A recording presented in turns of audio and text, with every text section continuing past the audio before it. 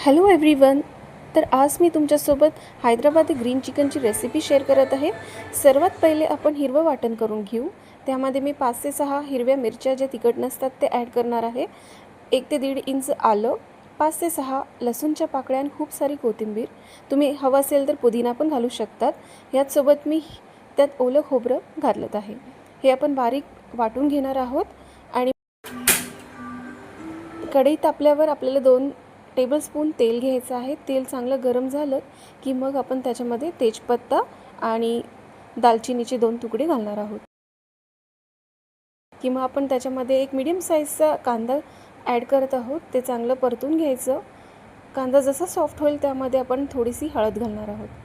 हळद पण परतून घ्यायची आणि मग आपण ह्याच्यामध्ये चिकन ॲड करणार आहोत. हे चिकन मी हळद, मीठ आणि दही घालून मॅरिनेट करून अर्धा तास ठेवलं होतं. साधारणतः अर्धा किलो चिकन मी याच्यामध्ये ॲड केलेलं आहे. हे देखील आपण परतून घ्यायचं आहे व्यवस्थित.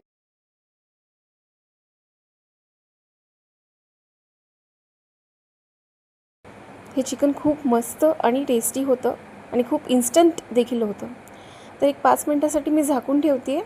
आता 5 मिनटं झालेली आहेत आणि हे चांगलं परतून घेऊ आणि ह्याच्यामध्ये वाटण घालू. हिरवं वाटण घातल्यावर आपल्याला हे चांगलं मिक्स करून घ्यायचं आहे. यामध्ये मीठ चवीनुसार ॲड करत आहे आणि त्यासोबत गरम मसाला, मी एव्हरेस्ट चिकन मसाला याच्यामध्ये ॲड करणार आहे. तुम्ही तुमच्याकडे अवेलेबल असलेला कोणताही गरम मसाला घालू शकता.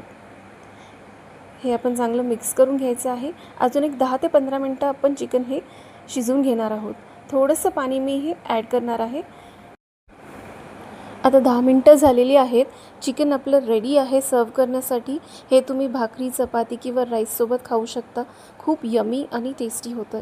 हे घरी नक्की ट्राय करून पहा आणि आवडलं असेल तर माझ्या चॅनलला लाईक आणि सबस्क्राईब करा. बाय, पुन्हा भेटू.